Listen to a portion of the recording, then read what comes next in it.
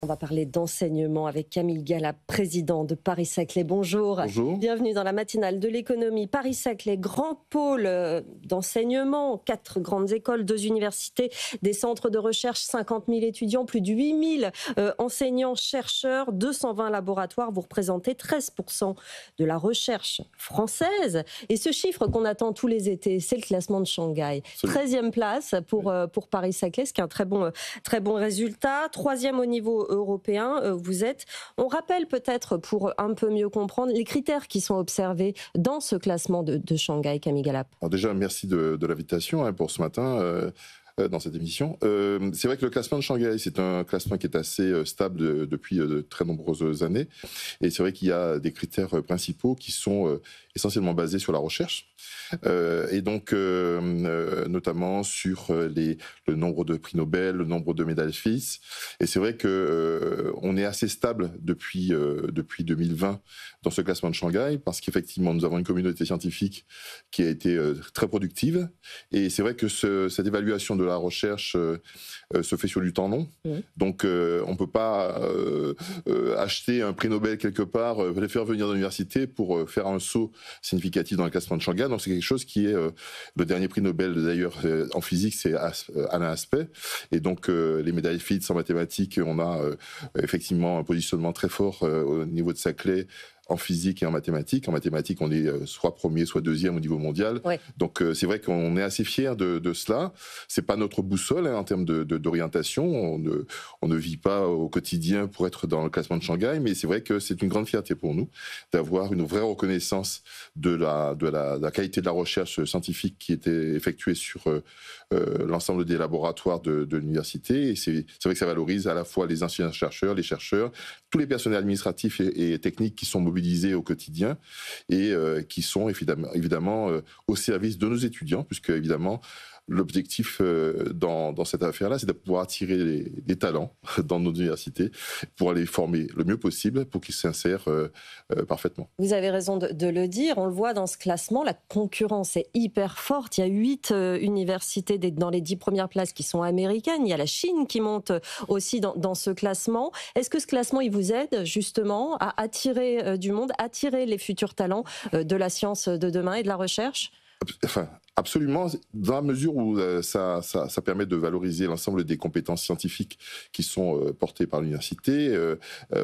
Nous avons un nombre d'étudiants internationaux assez important. 35% de nos étudiants viennent de l'étranger.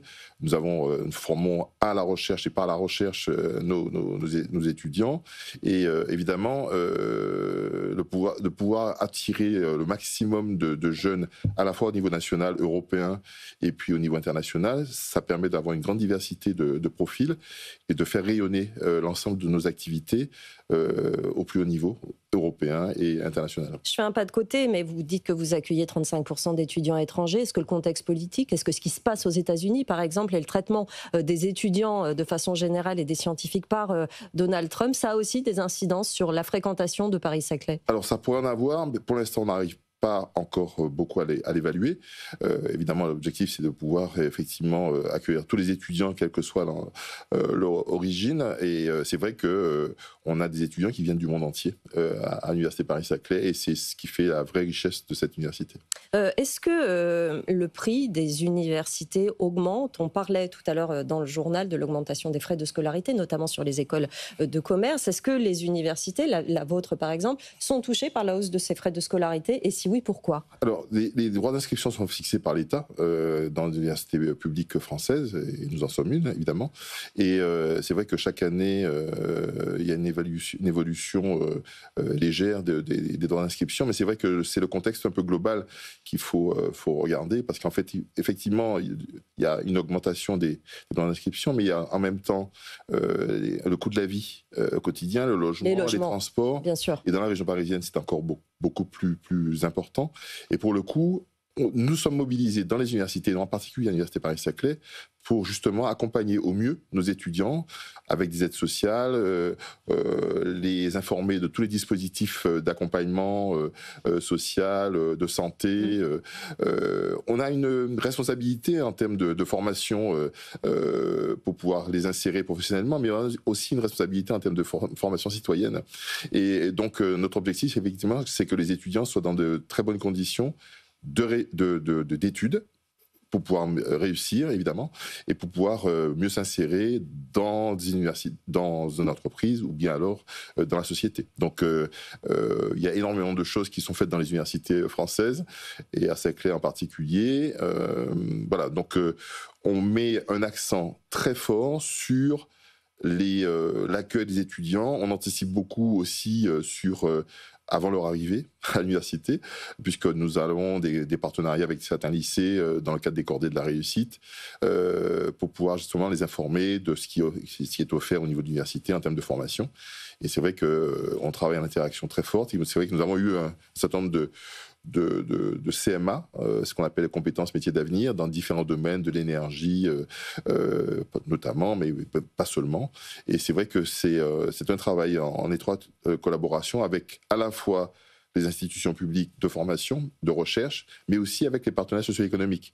Et c'est aussi une vraie chance pour nous de pouvoir effectivement travailler en interaction forte avec le monde socio-économique pour faire évoluer justement un certain nombre de choses. On a un sujet de féminisation dès qu'on parle des filières scientifiques. 56% des étudiants sont des étudiantes.